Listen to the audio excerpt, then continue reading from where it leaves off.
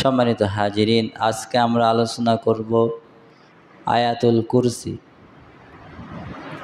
এটা আমাদের অনেকেরই মুখস্থ আছে। এই আয়াতুল কুরসির ভিতরে আল্লাহ তাআলা 10টি ক্ষমতার কথা আছে। কয়টি বলেন? কুরআনুল কারীমের ভিতরে সবচাইতে সর্বশ্রেষ্ঠ আয়াত, যার নাম হলো আয়াতুল কুরসি। আল্লাহ তাআলা এই আয়াতকে অতি সম্মান দেওয়ার কারণ হলো, মর্যাদা দেওয়ার কারণ, এই আয়াতে কারিমার ভিতরে আল্লাহ তাআলা 10টি ক্ষমতার কথা আছে। বলেন সুবহানাল্লাহ। তার ভিতরে ইসমে আজম আছে, আল্লাহ তাআলার 4টি নাম আছে। এই আয়াতুল কুরসির ভিতরে 4টি আল্লাহ তাআলার গুণবাচক নাম আছে। কি কি নাম? আল হাইয়ুল কাইয়্যুম আছে না? আল হাইয়ুল কাইয়্যুম। ইয়ালামু মা বাইনা আইদিহিম ওয়া মা খালফাহুম ওয়া লা ইউহিতুনা বিশাইইন মিন ইলমিহি ইল্লা বিমা শা ওয়াসি'a কুরসিয়্যুহুস সামাওয়াতি ওয়াল আরদ ওয়া লা ইয়াউদুহু হিফযুহুমা ওয়া হুয়াল আলিয়্যুল আযীম। এই 4টা আলিয়্যুল আযীম, আল হাইয়ুল কাইয়্যুম আর আলিয়্যুল আযীম। এই 4টি নাম আল্লাহ তাআলার এই আয়াতুল কুরসির ভিতরে আছে। আজকে আমরা আয়াতুল কুরসির সংক্ষিপ্ত সময়ে সংক্ষিপ্ত রূপ তাফসীর শুনব। আল্লাহ তাআলা যেন সেই সময়টুকু আমাদের করে দেন। বলেন আমিন। আমার বলার মতো যোগ্যতা, আপনাদের শোনার মতো যোগ্যতা আল্লাহ যেন দান করুক। বলেন আমিন। সম্মানিত হাজিরিন, এই আয়াতুল কুরসির সর্বপ্রথম আমরা আমল শুনি। আমল কি? আয়াতুল কুরসির আমল হলো বিশ্বনবী জনাবে মুহাম্মদ রাসূলুল্লাহ সাল্লাল্লাহু আলাইহি ওয়াসাল্লাম তার পবিত্র মুখশ্রিত বাণী তিনি বলেছেন, মান ক্বারা আয়াতুল কুরসি দুবুরা কুল্লি সালাতিন মাকতুবাতিন লাম ইয়ামনাহু মিন দুখুলিল জান্নাতি ইল্লাল মাউত। আল্লাহ নবী বিশ্বনবী সাল্লাল্লাহু আলাইহি ওয়াসাল্লাম বলেছেন, প্রত্যেক ফরজ সালাতের পরে কোনো বান্দা যদি আয়াতুল কুরসি তেলাওয়াত করে, পাঠ করে, সে অনুযায়ী যদি জীবনে আমল করে, তার আর জান্নাতে যাওয়ার কোনো বাধা থাকে না। সে মরে না তাই জান্নাতে যায় না, মরলেই তিনি জান্নাতে। বলেন সুবহানাল্লাহ। সে মরে না তাই জান্নাতে যেতে পারে না, তিনি মৃত্যুবরণ করবে। ইল্লাল মাউত, তিনি মরে না তাই জান্নাতে যায় না, মরবে, মরলেই জান্নাতে। বলেন সুবহানাল্লাহ। আমল কি? প্রত্যেক ফরজ সালাতের পরে সালাম শেষের পরেই সুবহানাল্লাহ, আলহামদুলিল্লাহ, লা ইলাহা ইল্লাল্লাহ, আল্লাহু আকবার, এগুলো কিছু পড়ে তারপরে আয়াতুল কুরসি পড়তে হবে। আয়াতুল কুরসি পড়ে আমরা নামাজের জায়গা থেকে উঠব, বুকে একটা ফু দেব, তারপরে এখান থেকে উঠব। এই আমলটা করলেই জান্নাত। বলেন সুবহানাল্লাহ। যাই করি না কেন, আমল করি কি করি না, কিন্তু এখন থেকে আমল করব। রাজি আছেন তো ইনশাআল্লাহ? মরলেই জান্নাতি। আল্লাহ আমাদের আমল করা তৌফিক দিন। বলেন আমিন। সম্মানিত হাজিরিন, আল্লাহ তাআলা এই আয়াতটি সর্বশ্রেষ্ঠ একটি আয়াত বলে ঘোষণা করেছেন। এই আয়াতটি হলো পবিত্র কুরআনুল কারীমের 2 নম্বর সূরা। সূরার নাম হলো সূরা বাকারা, আয়াত নম্বর হলো 255। আল্লাহ তাআলা বলছেন, আল্লাহু লা ইলাহা ইল্লাহু। আয়াতুল কুরসির 1 নম্বরে আল্লাহ তাআলা বলছেন, আল্লাহু লা, আল্লাহ তিনি হলেন আল্লাহ। আল্লাহকে? তিনি হলেন আল্লাহ। লা ইলাহা ইল্লাহু, তার কোনো শরীক নাই, তিনি ছাড়া কোনো ইলাহা আছে নাকি? আল্লাহ ছাড়া কোনো ইলাহা আছে? আল্লাহ বলছে, আল্লাহু লা ইলাহা ইল্লাহু, আমি হলাম আল্লাহ, তিনি হলেন রব। লা ইলাহা ইল্লাহু, তিনি ছাড়া আর কোনো শরীক নাই, অংশীদার নাই, তিনি ছাড়া আর কোনো ইলাহা আমাদের নাই। এজন্য আল্লাহ সুবহানাহু ওয়া তাআলা বললেন, ইন্নানি আনাল্লাহু লা ইলাহা ইল্লা আনা ফা'বুদুনি ওয়া আকিমিস সালাতা লিযিকরি। আল্লাহ বলেন, ইন্নানি আনাল্লাহ, আমি হলাম আল্লাহ, লা ইলাহা ইল্লা, আমি ছাড়া আর কোনো ইলাহ নাই, তাই ফা'বুদুনি, আমার ইবাদত করো, ওয়া আকিমিস সালাতা লিযিকরি, আমার স্মরণে নামাজ কায়েম করো। বলেন সুবহানাল্লাহ। তিনি হলেন আল্লাহ, লা ইলাহা ইল্লাহু, তিনি ছাড়া আমাদের কোনো ইলাহা নাই। আছে নাকি বলেন? আচ্ছা বলেন, তিনার নাম কি? আল্লাহর নাম রেখেছে কে? আল্লাহ নিজেই রেখেছেন। আল্লাহ বলছে লাম ইয়ালিদ ওয়ালাম ইউলাদ। কি বলছে আল্লাহ? আমাকে কেউ জন্ম দেয়ও নাই, আমি জন্ম নিও না। নেই নাকি আল্লাহ জন্ম? তার কোনো শরিক নাই। তিনি এক এবং অদ্বিতীয়, তিনি ক্ষমতাবান, তিনি সব কিছুর মালিক। তিনার নাম হলেন আল্লাহ। আল্লাহ তাআলা বলছেন হুয়াল আউয়ালু ওয়াল আখিরু ওয়াজ যাহিরু ওয়াল বাতিন। তিনি হলেন আল্লাহ, তিনি আগেও ছিলেন, এখনও আছেন, ভবিষ্যতেও থাকবেন। তিনি কে? আল্লাহ। তিনি হলেন আল্লাহ। আয়াতুল কুরসির 1 নম্বর হলো আল্লাহু লা ইলাহা ইল্লাহু, তিনি হলেন আল্লাহ, তিনি ছাড়া আর কোনো ইলাহা নাই। লা ইলাহা ইল্লাল্লাহ, তিনি ছাড়া কোনো ইলাহা নাই। ইলাহা যখন নাই, তিনার ইবাদত করতে হবে, তিনার হুকুম মানতে হবে, তিনার দাসত্ব করতে হবে, তিনার গোলামি করতে হবে। আচ্ছা বলেন, ওই আল্লাহর গোলামি হিসেবে আমাদের পরিচয় দিতে কি লজ্জা করে? করে? যারা মনে হয় কথা বলছেন না তাদের মনে হয় লজ্জা করে। লজ্জা করে? তিনি হলেন আল্লাহ, তিনি আমাদেরকে সৃষ্টি করেছেন, তিনি আসমান সৃষ্টি করেছেন, তিনি জমিন সৃষ্টি করেছেন, তিনি সব কিছু সৃষ্টি করেছেন, তিনি সব কিছুর মালিক, তিনি আসমানেরও মালিক, তিনি জমিনেরও মালিক, তিনি আমাদেরও মালিক, তিনি সব কিছুর মালিক, তিনি হলেন আমাদের রব। তার নাম কি? আল্লাহ। আয়াতুল কুরসি 2 নম্বর হলো আল হাইয়ুল কাইয়্যুম। এর আগে আসুন আমরা শুনে নিই, এই যে আমরা বললাম লা ইলাহা ইল্লাল্লাহ, তিনি ছাড়া কোনো ইলাহা নাই। এখন এর বিপরীত গেলি বলেন শিরিক হলো কিনা? আল্লাহু লা ইলাহা ইল্লাহু, তিনি হলেন আল্লাহ, লা ইলাহা ইল্লাহু, তিনি ছাড়া আর কোনো মালিক নাই, অংশীদার নাই, কিছু নাই। এর বিপরীত যদি আপনি আল্লাহ ছাড়া অন্য কারোর ইবাদত করেন তাহলে কি হলো? শিরিক। আচ্ছা আপনারা সকলেই জানেন, আল্লাহ তো কোরআনে বলেছে ইন্না শিরকা লা যুলমুন আযীম, শিরিক হলো মস্ত বড় একটা গুনাহ। জানেন না? শিরিক করলে কি আল্লাহ ক্ষমা করে? এখন ওই আল্লাহর গোলাম হিসেবে আপনি পরিচয় দিচ্ছেন, এখন মাজারে যে বাবার কাছে যদি আমরা চাই তাহলে সেটা শিরিক হলো না আল্লাহর সঙ্গে? শিরিক হলো অনেক বড় একটা গুনাহ, এর কোনো ক্ষমা নাই। এজন্য আল্লাহ সুবহানাহু ওয়া তাআলা পবিত্র কুরআনুল কারীমের ভিতরে বলছেন ইন্নাল্লাহা লা ইয়াগফিরু আন ইউশরাকা বিহি ওয়া ইয়াগফিরু মা দুনা যালিকা লিমান ইয়াশা। আল্লাহ সুবহানাহু ওয়া তাআলা বলছেন শিরিক এমন একটি গুনাহ হলো যার কোনো ক্ষমা নাই। যার কি নাই? আল্লাহ বলছেন লা ইন আশরাকতা লা ইয়াহবাতান্না আমালুকা ওয়া লা তাকুনান্না মিনাল খাসিরিন। তোমরা শিরিক করো না, শিরিক যদি করো তোমাদের পেছনের আমল যা আছে আমি আল্লাহ কিছুই কবুল করব না। ওয়া লা তাকুনান্না মিনাল খাসিরিন, এবং কিয়ামতের দিন তোমরা হবা সবচাইতে বড় ক্ষতিগ্রস্ত। বলেন আল্লাহর সাথে শিরিক করা যাবে? আচ্ছা আল্লাহ আমাদের খাওয়াই না, পড়াই না, ঘুম দেয় না, ঘুম থেকে জাগ্রত করে না, শরীর সুস্থ রাখে না, তারপরে কেন আল্লাহ ছাড়া অন্য কারো পেছন পেছন ঘুরবো? বলেন, এটা তো পাগলেও বোঝে।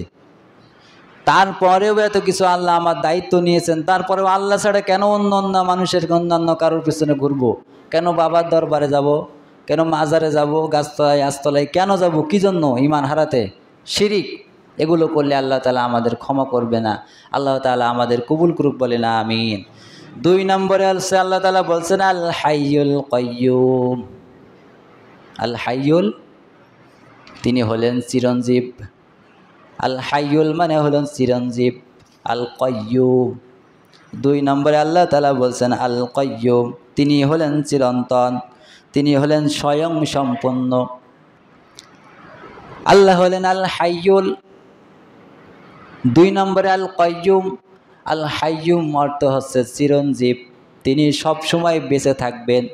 তিনি বেঁচে থাকবেন, দুনিয়াটা ক্ষয় হয়ে যাবে, লয় হয়ে যাবে, সবাই মারা যাবে, একচ্ছত্র মালিক যিনি বলেন তিনি কে?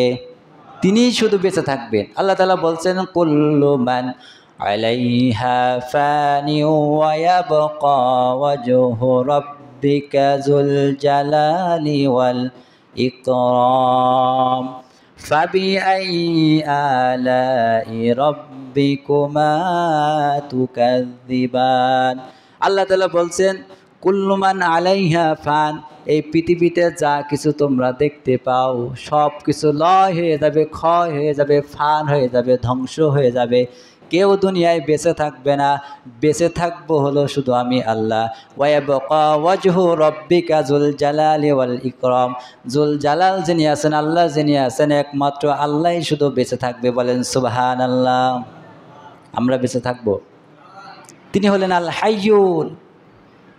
তার নামের গুণাগুণ আছে, তার নামটা শুধু না, এর নাম যে গুণ, এই নামের গুণাগুণও তিনার আছে। আল হাইয়ুল, তিনি চিরঞ্জীব। এই যে নামের গুণ হলো এটা, সবাই মরবে, তিনি বলেন তিনি। নামের গুণ আছে না, শুধু নামটা রেখে দিলেই না, এই নামের যে গুণ, তিনি বলছেন আল হাইয়ুল, আমি চিরন্তন, চিরঞ্জীব, আমি সব সময় বেঁচে থাকবো। এই যে সবাই মরে যাচ্ছে, কিছুই থাকছে না, আল্লাহ বেঁচে থাকবে না? বলেন থাকবে না? তাহলে তার নামও আছে, নামের গুণাগুণও আছে। সম্মানিত হাজিরিন, এই জন্য আল্লাহ তাআলা বলছে পৃথিবীতে সব কিছু ক্ষয় হয়ে যাবে, লয় হয়ে যাবে, কেউ থাকবে না। এমনকি যে আজরাইল মালাকুল মউতকে মানুষকে জান কবজ করে, সেই মালাকুল মউতও কিন্তু মৃত্যুবরণ করবে, কিছুই থাকবে না। শুধুমাত্র আমি আল্লাহ, একমাত্র আল্লাহ, তিনি আমি হলো বেঁচে থাকবো, সবাই মরে যাবে। আল কাইয়ুম, তিনি হলেন স্বয়ং সম্পূর্ণ। আচ্ছা বলেন, তিনি স্বয়ং সম্পূর্ণ না? সম্পূর্ণ না? তিনি আমাদের স্বয়ং সম্পূর্ণ করে বানাইছেন। আসমান কেউ বলতে পারবেন যে ও স্বয়ং সম্পূর্ণ করে তৈরি করে নাই? বলতে পারবেন? সম্পূর্ণ করে বানায় নাই। এই জমিনটা স্বয়ং সম্পূর্ণ করে আল্লাহ কি বানায় নাই? একটা গরু ছাগলকে আল্লাহ তাআলা স্বয়ং সম্পূর্ণ রূপে কি বানায় নাই? বানাইছে না? স্বয়ং সম্পূর্ণ রূপে যদি আমাকে আপনাকে না বানাতেন, তাহলে আমরা কি প্রকৃত মানুষ হয়ে আসতাম নাকি? আসতাম না। আমাদের দেহে হয়তো কিছু থাকতো না, আমাদের দেহের ভিতরে হয়তো অন্য পার্টসপাতি নষ্ট হয়ে থাকতো, কোনো পার্টসপাতি ঘাটতি থাকতো, হয়তো চোখ থাকতো না, হয়তো ব্রেন থাকতো না। মানে স্বয়ং সম্পূর্ণ একমাত্র তিনিই করতে পারেন। সবাই বলেন তিনি কে? তিনিও স্বয়ং সম্পূর্ণ, অপূর্ণাঙ্গ রাখে নাই, সব কিছু স্বয়ং সম্পূর্ণ করে রেখেছেন। এই জন্য আল্লাহ তাআলা বলছেন, আয়াতাল করছে 2 নম্বর হলো আল হাইয়ুল কাইয়ুম, তিনি হলেন জীবিত, তিনি সবার জীবিত, তিনি সব সময় জীবিত থাকবেন। আল কাইয়ুম, তিনি স্বয়ং সম্পূর্ণ, তিনি নিজেও স্বয়ং সম্পূর্ণ, তিনি আমাদেরকেও এবং পৃথিবী আসমান সব বানাইয়েছেন স্বয়ং সম্পূর্ণ। বলেন সুবহানাল্লাহ। কত সুন্দর আল্লাহ, তিনি হলেন আল্লাহ। এবার আমাদের কাছে প্রশ্ন আসতে পারে যে আল্লাহ তাআলা স্বয়ং সম্পূর্ণ করলেন, চিরঞ্জীব, তিনি তো বেঁচে থাকবেন, আসমান এবং জমিন চালাতে তার কি কষ্ট হয় না? তার কি ঘুম লাগে না? ক্লান্ত লাগে না? আচ্ছা বলেন, প্রশ্ন আসতে পারে না? আমরা যদি দুনিয়াতে কেউ কোনো কাজে ব্যস্ততা থাকে, মাঠে কাজ করে আসি, তাহলে বলেন তো দেখি, অনেক সময় কাজ করতে করতে ক্লান্ত হয় কিনা? দেহে হয় না? বাড়িতে কাজ করতে ক্লান্ত লাগে। অনেকে ব্যবসা বাণিজ্য করেন, বাজারে ব্যবসা বাণিজ্য করতে করতে দেহের ভিতরে একটা ক্লান্ত আসে। সেই ক্লান্ত দূর করার জন্য আল্লাহ তাআলা আমাদের সুন্দর একটা ঘুম দিয়েছেন। ঘুমের মাধ্যমে আমাদেরকে দেহের ভিতরে যত ক্লান্ত আছে সব কিছু আল্লাহ তাআলা দূর করে দেয়। বলেন সুবহানাল্লাহ। ওয়াজআলনা নাওমাকুম সুবাতা, আল্লাহ তাআলা বলছে আমি ঘুমকে করেছি তোমাদের বিশ্রামের আসল। বলেন সুবহানাল্লাহ। আচ্ছা, ঘুমের ভিতরে শান্তি আছে না? আছে না? তাহলে এখন প্রশ্ন হলো, আমাদের যদি ক্লান্ত লাগে সামান্য কাজ করে, তো আল্লাহ তাআলার এই পৃথিবী চালাতে ক্লান্ত হয় না? আল্লাহ বলে হয়। আস্তাগফিরুল্লাহ, হয় না। এখন একটা প্রশ্ন, একটা কথা বললাম, তো আমাদের ক্লান্ত লাগে, আল্লাহর কোনো ক্লান্ত লাগে? বলেন লাগে? লাগে না। আমাদের ক্লান্ত লাগলে ঘুমাই। এখন প্রশ্ন হলো, আয়াতাল করছে 3 নম্বর কথা হলো লা তাখুযুহু সিনাতুন ওয়ালা নাউম, আল্লাহ তোমার কি ঘুম লাগে না? কথা হলো। আল্লাহ বলছে না তাখুযুহু সিনাতুন ওয়ালা নাওম, না আমার কোনো ঘুম নাই, যে ঘুমের আগে যে তন্দ্রাটা আছে, ঝিমুনি আছে, এই ঝিমুনু পর্যন্ত আমার নাই। বলেন সুবহানাল্লাহ। সিনাতু মানে গভীর ঘুম, যেমন আমরা ঘুমালে টের পাই না। সিনা এর বলে গভীর ঘুম। নাউম, যে নাউমটা আছে তাখুযুহু সিনাতু ওয়ালা নাওম, নাউম হলো গভীর ঘুম, আর সিনা হলো এই যে ঘুমের আগে ঝিমুনি আসে না, অনেকে মসজিদে আসলে ঝিমাই আসে না, তারপরে বাসে চড়ে গেলে কোথায় ঝিমুনি আসে, যে মাথাটা ঝিমুনি ঝিমুনি হয়, এর বলে সিনা, তন্দ্রা। এই জন্য আল্লাহ বলছে যে আমার তো ঘুম নাই, নাউম গভীর ঘুম তো নাই, সিনা ওই ঝিমুনি ঝিমুনিও নাই। বলেন সুবহানাল্লাহ। এই জন্য আল্লাহ তাআলা বলছেন লা তাখুযুহু সিনাতুন ওয়ালা নাউম, আমার তো ঘুম দূরের কথা, ঘুমের আগে যে ঝিমানুটা আমার আসে না। বলেন সুবহানাল্লাহ। সম্মানিত হাজিরিন, এখন আমার প্রশ্ন হলো, আল্লাহ যদি ঘুমাইতেন তাহলে আমাদের কি অবস্থা হতো? দেখেন আমরা শুনে নিই। আল্লাহ যদি ঘুমাইতেন, বলেন আমরা রাত্রে যখন ঘুমাতে যাই, আল্লাহ তো ঘুমাই না, আমাদের ঘুম থেকে ওঠার সময় অনেক রাতে, মাঝ রাতে অনেকের পেশাব সাপ দেয়, আছে না? প্রস্রাব লাগে না? বাথরুম লাগে না? অন্যান্য কাজের জন্য টের পাওয়া লাগে না? এখন আপনি যদি টের পেয়ে যান, এখন আপনার টের পাওয়ার পরে পেশাব করতে হবে। এখন আল্লাহ যদি ঘুমায় যেতেন, পেশাব কি হতো? কোন হতো? আল্লাহ কথা কয় না, হতো? কেমনে হবে? আল্লাহর কুদরত রহমত যদি না থাকে হবে? আল্লাহ যদি ঘুমাইতেন, আপনার এই ঘুমের ভিতরে এই যে দেহটা আছে, আপনার হাত বিট যে সুন্দর রাখবে, এটা কে রাখবে? যদি শ্বাস প্রশ্বাসের দরকার হয়, ঘুমের ঘরে আমরা অক্সিজেন নিই, এগুলো দরকার হবে। আল্লাহ যদি ঘুমায় তাহলে এগুলো দেবে কে? আমাদের দেহটা সচল রাখবে কে? এই জন্য আল্লাহর ঘুম তো নাই, ঘুমের আগে ঝিমুনি এটাও নাই। বলেন সুবহানাল্লাহ। মুসা আলাইহিস সালামের একটা ঘটনা সকলেই জানেন। মুসা আলাইহিস সালাম আল্লাহকে বলছেন, আল্লাহ তুমি কি ঘুমাও না? এটা প্রশ্ন করছিল না? আল্লাহ বলছে, মুসা আমি তো ঘুমাই না। তো বলছে, কেন ঘুমাও না? আল্লাহ বলছে, মুসা আমি যদি ঘুমাই তাহলে এই পৃথিবীটা থাকবে না, ভাঙচুর হয়ে যাবে। তো মুসা আলাইহিস সালামকে আল্লাহ তাআলা বলছেন, মুসা তুমি এক গ্লাস পানি নিয়ে আসো, কাঁচের গ্লাসে, পাহাড়ের পরে উঠো, আমি যখন পানি চাইবো তুমি আমাকে পানি দিবা। তো পানি নিয়ে যখন মুসা আলাইহিস সালাম দাঁড়িয়ে আছে, আল্লাহ বলছে, ঘুম তুমি মুসাকে ধরো। আস্তে আস্তে মুসা আলাইহিস সালাম ঝিমুনি দেয়, আর হাত থেকে কাঁচের গ্লাসটা পড়ে ভেঙে খানখান হয়ে যায়।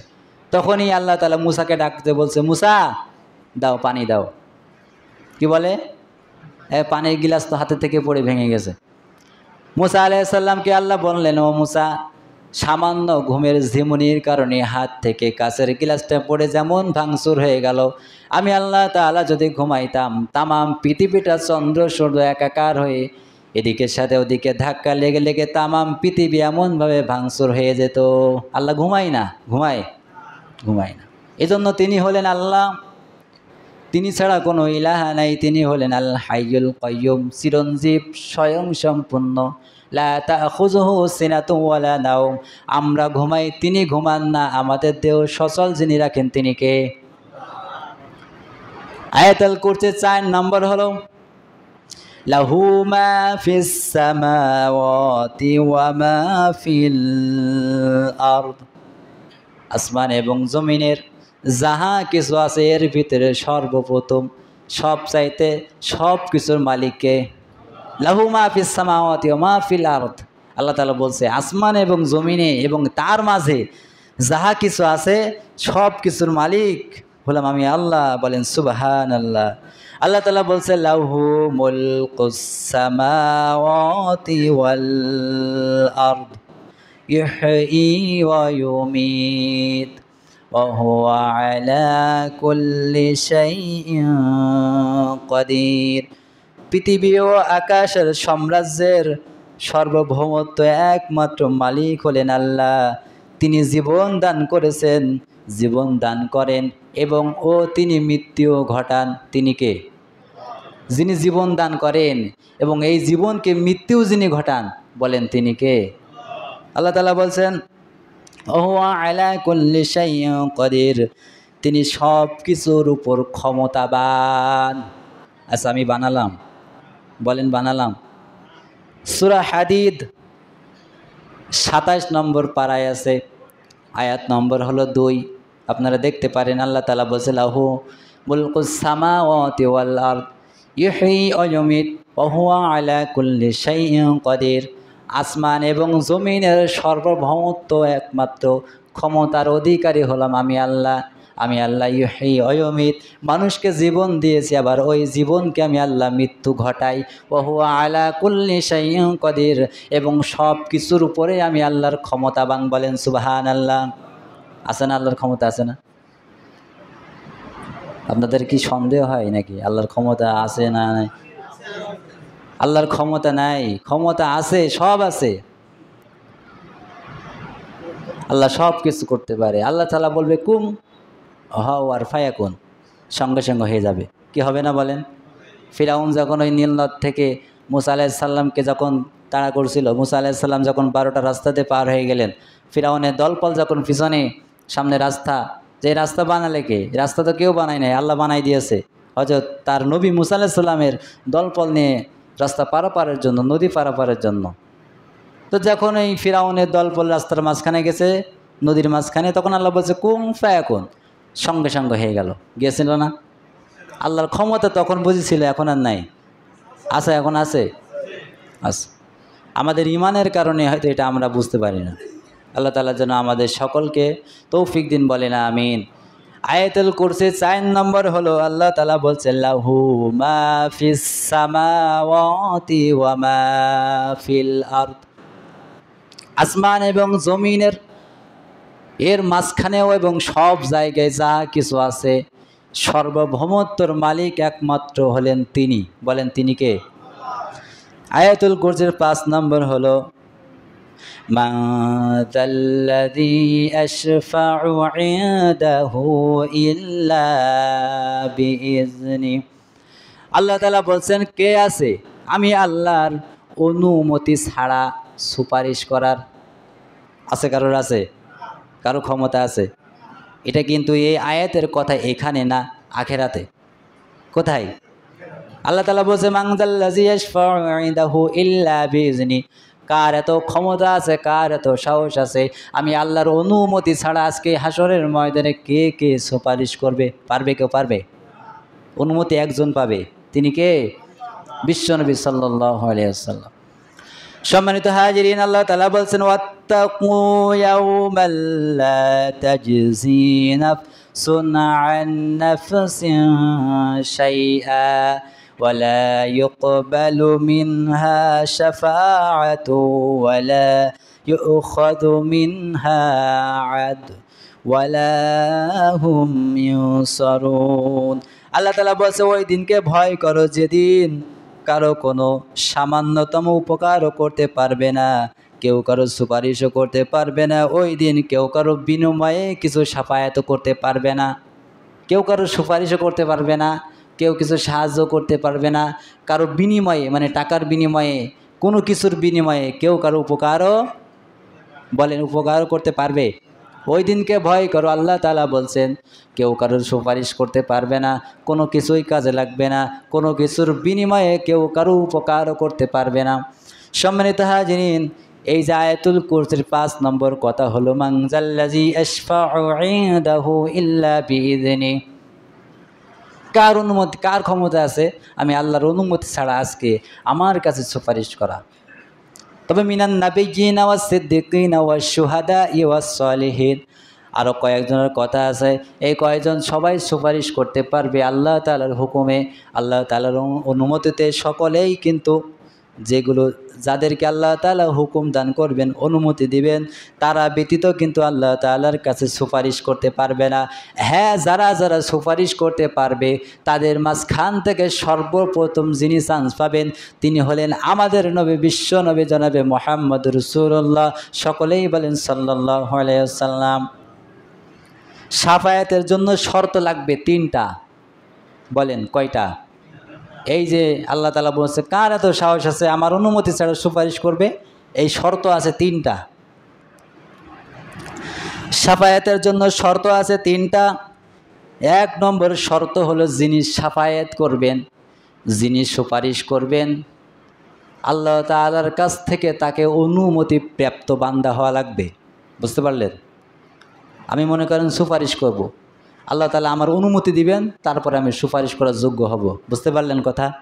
আল্লাহ তাআলার কাছ থেকে অনুমতি প্রাপ্ত হওয়া বান্দা লাগবে, নয়তো কিন্তু সুপারিশ করা যাবে না। এর দলিল হলো সূরা তাহা, পবিত্র কুরআনুল কারীমের 20 নম্বর সূরা, আয়াত নম্বর হলো 109।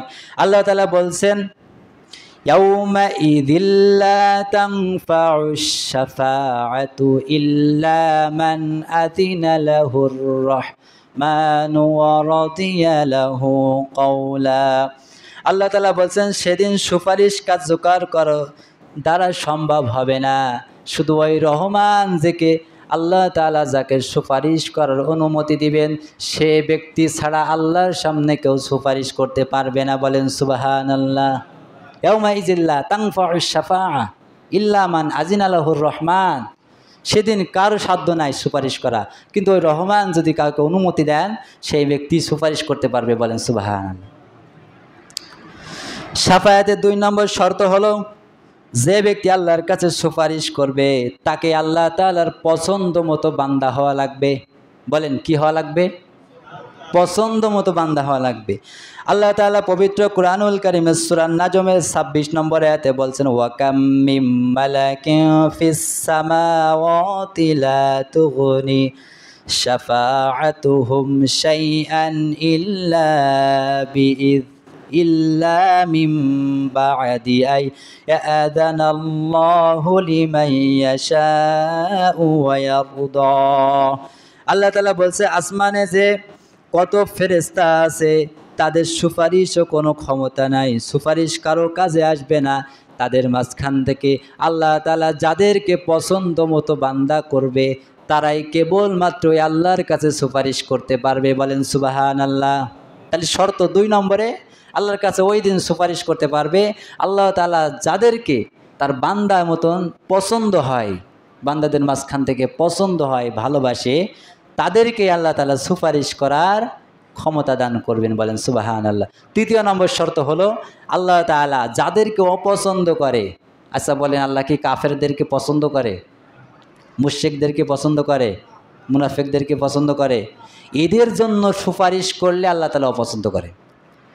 মানে শর্ত হলো, এই কাফের মুশরিকদের জন্য কেউ যদি সুপারিশ করে তো আল্লাহ তাআলা এদের সুপারিশ গ্রহণ করবেন না, সুপারিশ কবুল হবে না। এটা কোথায় আছে? আল্লাহ তাআলা পবিত্র কুরআনুল কারীমের সূরা আম্বিয়ার ভিতরে 28 নম্বর আয়াতে বলছেন, আল্লাহ তাআলা বললেন, ওয়া মা খালাকাকুম ওয়া ইয়াশফাউনা ইল্লা লিমান ইরতাদা ওয়া হুয়া মিন খাশিয়াতিম মুশফিকুন। আল্লাহ তাআলা বলছেন, এই যে যাদেরকে আমি অনুমতি দেব সুপারিশ করার, তারা যেন কাফের মুশরিকদের, আমার অপছন্দ বান্দাদেরকে যেন তারা সুপারিশ না করে। আল্লাহ তাআলা পূরণ করবেন। সম্মানিত হাজিরিন, আজকে আমাদের আলোচনার বিষয় ছিল আয়াতুল কুরসির সংক্ষিপ্ত তাফসির। আমরা 10টা ক্ষমতার কথা বলে শেষ করতে পারবো না, এজন্য আমরা যতটুকু সম্ভব ততটুকু সামনের দিকে এগোতে চাই। আল্লাহ তাআলা বললেন আয়াতুল কুরসির 5 নম্বর কথা হলো, মান যাল্লাযী আশফাউ ইনদাহু ইল্লা বিইযনি। তিনি হলেন আল্লাহ, ওই কিয়ামতের ময়দানে তার অনুমতি ছাড়া কারো সাধ্য নাই, ক্ষমতাও নাই, কিছুই নাই। আল্লাহ তাআলার সামনে অনুমতি চাইবে, কেউ কারোর জন্য অনুমতি চাইতে পারবে না। কোনো নবী আল্লাহর সামনে মাথা উঁচু করতে পারবে না, কোনো শহীদগণ কেউ পারবে না। শুধুমাত্র আল্লাহ নবী বিশ্বনবী সাল্লাল্লাহু আলাইহি ওয়াসাল্লাম ছাড়া ওই আরশে আজিমের সিজদারত অবস্থায় থাকবেন কি না? এই যে কিয়ামতের দিন 50,000 বছর ধরে মানুষ দৌড়াইতেই থাকবে, বিচার আচার শুরু হবে না। 50,000 বছর লম্বা, সেখানে মানুষ দৌড়াতে থাকবে, দৌড়াইতে আদম আলাইহিসসালামের কাছে চলে যাবে। আদম আলাইহিসসালামের কাছে যাওয়ার পরে মানুষের আদমকে বলবে, ও আদম, তুমি হলেন আমাদের নবী, তুমি হলেন আমাদের বাবা, তুমি হলেন আমাদের পিতা, সর্বপ্রথম নবী হলেন তুমি তুমি আল্লাহর কাছে যেন আমাদের জন্য একটু সুপারিশ করো, আল্লাহর কাছে সাফায়াত করো। আল্লাহ তাআলা যেন তাড়াতাড়ি বিচার আসা শুরু করে দেয়, নয়তো তো আমরা এখানে তো থাকতে পারবো না, আর থাকতে পারি না। আদম আলাইহিস সালাম বললেন, না আমার কোনো ক্ষমতা নাই, আমার কিছুই করার নাই, কেননা আল্লাহ তাআলা দুনিয়া জান্নাতের ভিতরে আমাকে একটি গাছের কাছে যেতে নিষেধ করেছিলেন। আল্লাহ তাআলা সেই অর্ডার আমি না মেনে গাছের কাছে গিয়েছিলাম, না জানি ওই কারণে আল্লাহ তাআলা আজকে আমার উপরে কি নারাজ হয়ে আছে। আমি কি জবাব দেবো আল্লাহর কাছে? আল্লাহ যদি জিজ্ঞাসা করে, আদম তোমাকে তো ওই গাছের কাছে যেতে নিষেধ করেছিলাম, তারপরেও তুমি কেন গিয়েছিলে? ওই কারণে জান্নাত থেকে আদম এবং হাওয়া আলাইহিস সালামকে বের করে দিয়েছিলেন না, শুধু ওই গাছের কাছে যাওয়ার কারণে। আল্লাহ নিষিদ্ধ গাছের কাছে যাওয়ার কারণে আদম এবং হাওয়া আলাইহিস সালামকে জান্নাত থেকে আল্লাহ বের করে দিয়েছেন। না জানি আল্লাহ তাআলা যদি ওই কথা আজকে আমাকে জিজ্ঞাসা করে বসে, আমার হিসাব দেওয়ার জবাব দেওয়ার মতো কোনো পরিস্থিতি নেই। আজকে সেই টেনশনে আমি বাঁচি না, আজকে আমি তোমাদের জন্য আল্লাহর কাছে সুপারিশ করতে পারবো না। চলে যাও হযরত নূহ আলাইহিস সালামের কাছে। আদম আলাইহিস সালাম বলবে, আমি পারবো না, তোমরা চলে যাও আল্লাহর নবী নূহ আলাইহিস সালামের কাছে। তোমরা চলে যাও নূহ আলাইহিস সালামের কাছে। নূহ আলাইহিস সালামের কাছে যখন যাইবেন, নূহ আলাইহিস সালামকে বলবে, ও আল্লাহর নবী নূহ, তুমি আমাদের জন্য একটু আল্লাহর কাছে শাফায়াত করো, সুপারিশ করো। না জানি আজকের এই কষ্টের কথা আমরা সহ্য করতে পারছি না, কষ্ট সহ্য করতে পারছি না। কিয়ামতের ময়দানে সূর্যটা তো আমাদের মাথার কাছে চলে এসেছে, জমিনটা তামাম জমিন হয়ে গেছে, পানির জালে চিৎকার চিৎকার করে আমরা কেকাই, কোনো পানি নাই, কোনো পানি নাই। এই কিয়ামতের দিন 50,000 বছর হয়ে গেল, আজকে কোনো হিসাব শুরু হয় না। তোমরা আল্লাহর কাছে একটু শাফায়াত করো আল্লাহর নবী নূহ, যাতে করে আল্লাহ তাআলা আমাদের বিচার শুরু করে দেয়। নূহ আলাইহিস সালাম বলবে, আমার কোনো ক্ষমতা নাই, আমার কোনো সাধ্য নাই ওই আল্লাহ তাআলার কাছে সুপারিশ করার। কেননা দুনিয়ার ভিতরে আমি যখন নবী ছিলাম, যখন কওমকে দাওয়াত দিয়েছিলাম, আমার নিজের সন্তানটাই আমার ডাকে সাড়া দেয় নাই। আমার সন্তান যখন ওই পাহাড়ের উপরে দাঁড়ায় আছে, যখন বন্যা আল্লাহ প্লাবন দিবে, আমি আমার সন্তানকে নসিহত করেছিলাম এসো, আমি বারবার করেছিলাম, আল্লাহ নিষেধ করেছিল, তারপরে করার পরে আল্লাহ আমার পর রাগান্বিত হয়েছিলেন। ওই কথা যদি আজকে আল্লাহ তাআলা আমার দিয়ে ধরে, ওই কথার জবাব দেওয়ার ক্ষমতাটুকু আমার নাই, আজকে তোমাদের জন্য আমি শাফায়াত করতে পারবো না। চলে যাও মুসা আলাইহিস সালামের কাছে। মুসা আলাইহিস সালামের কাছে আসবে, সবাই একই কথা বলবে। মুসা আলাইহিস সালাম বলবে, যাও ইব্রাহিম আলাইহিস সালামের কাছে। ইব্রাহিম আলাইহিস সালামের কাছে যে বলবো, ইব্রাহিম আলাইহিস সালাম, আপনি তো আল্লাহর কাবা বানিয়েছেন, আপনি আমাদের জন্য শাফায়াত করেন। তিনি একই কথা বলবেন, পারবো না। ইব্রাহিম আলাইহিস সালাম বলবেন, তোমরা এক জায়গায় চলে গেলে সন্ধান পাবা, এক জায়গায় চলে গেলে ভালো হবা, সেটা হলো আকাই নামদার তাজিদারে মুহাম্মদ সাল্লাল্লাহু আলাইহি ওয়াসাল্লাম, ওই তিনার কাছে চলে যাও। শেষ নবী মুহাম্মদ রাসূলুল্লাহর কাছে চলে গেলে তোমরা তোমাদের সন্ধান খুঁজে পাবে। বলেন সুবহানাল্লাহ। সবাই চলে গেলেন। পানি পিপাসা লাগার পরে যেমন পানি খাওয়ার পরে তৃপ্তি মিটে যায়, কিয়ামতের ময়দানে মানুষগুলো দৌড়াইতে দৌড়াইতে বিশ্ব নবীর সন্ধান যখন পেয়ে যাবেন, ওই মানুষেরা তাদের জীবনের তৃপ্তিটাও মিটে যাবে। বলেন সুবহানাল্লাহ। বিশ্বনবী সাল্লাল্লাহু আলাইহি সাল্লামকে দৌড়াতে খুঁজবে দেখবে মাকামে মাহমুদে নবীজি সিজদারত অবস্থায় আছেন। রাসূলুল্লাহ সাল্লাল্লাহু আলাইহি সাল্লাম সিজদারত অবস্থায় আছে আল্লাহর কাছে। তিনি উম্মতের জন্য কাঁদবেন, তিনার জন্য কাঁদবেন না। সকল মানুষ বলবে রব্বি হাবলি উম্মতি, না বলে রব্বি হাবলি উম্মতি বলবে শুধু আমার নবী, আর সকলে বলবে আমার কি হবে, ইয়া নাফসি, আমার কি হবে। সকল নবী সকল মানুষ শুধু কথাই বলবে আমার কি হবে। আমার নবী শুধু বলবে সিজদারত অবস্থায়, রব্বি হাবলি উম্মতি, ও রব আমার গুনাহগার উম্মতকে তুমি বাঁচায় দাও। বলেন সুবহানাল্লাহ। ওই নবীর জন্য কাজ করা দরকার আছে না? বলেন আছে না? রসুলের অনুসরণ করতে হবে, মুখে দাড়িটা রাখতে হবে, রসুলের সুন্নাহ জামা পরতে হবে, টুপিটা মাথায় দিতে হবে, চুলের কাটিংটা নবীজির মতো করতে হবে, মোছটা নবীজির মতো রাখতে হবে, আমাদের আলাপ ব্যবহার রসুলের মতো হতে হবে, স্বামী হতে হইলে রসুলের মতো হতে হবে, জামাই যদি হতে হয় নবীজির মতো হতে হবে, শ্বশুর যদি হতে হয় নবীজির মতো হতে হবে, রাষ্ট্রনায়কও যদি হতে হয় আল্লাহর নবী বিশ্ব নবী ছাড়া কোনো বিকল্প নাই। এজন্য সম্মানিত হাজিরিন, মাকামে মাহমুদ আল্লাহ নবী সিজদায় থাকবে, বলবে রব্বি হাবলি উম্মতি, ও রব তুমি আমার গুনাহগার উম্মতদেরকে বাঁচাও। আজকে এই দিনে আমার উম্মতেরা কি করবে?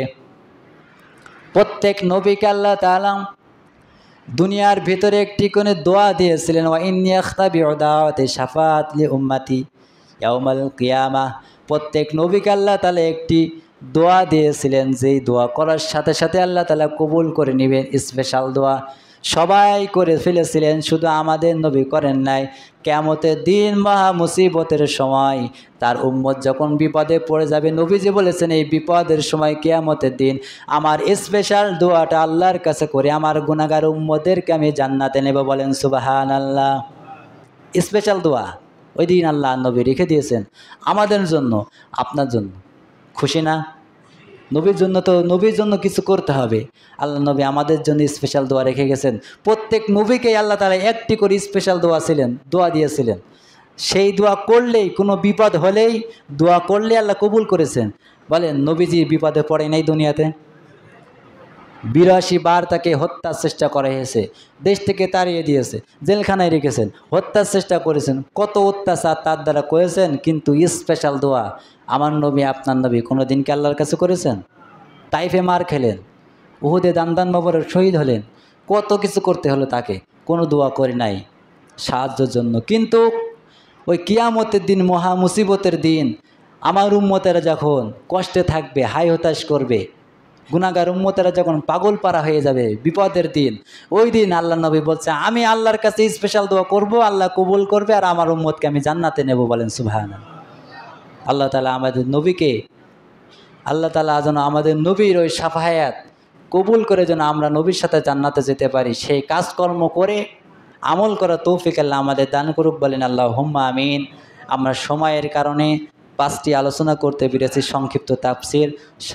সামনের জুম্মায় আমরা বাকি 5টা শেষ করে পরবর্তীতে চলে যাব আমরা কুরবানিতে। আল্লাহ তাআলা যেন আমাদের সকলের মনে সহি সালাতকে আল্লাহর জন্য কবুল করুক। বলেন আমিন। মনে যা আছে, অন্তরে যা আছে, প্রকাশ্যে যা আছে, সব যেন আল্লাহর জন্য, আল্লাহ কবুল করুক। বলেন আল্লাহুম্মা আমিন। আল্লাহ তাআলা যেন আমাদের এই আয়াতুল কুরসির যত শিক্ষা আছে যেন আমল করে জীবনের পথে চলে জান্নাত ক্রয় করা তৌফিক দিন। বলেন আল্লাহুম্মা আমিন।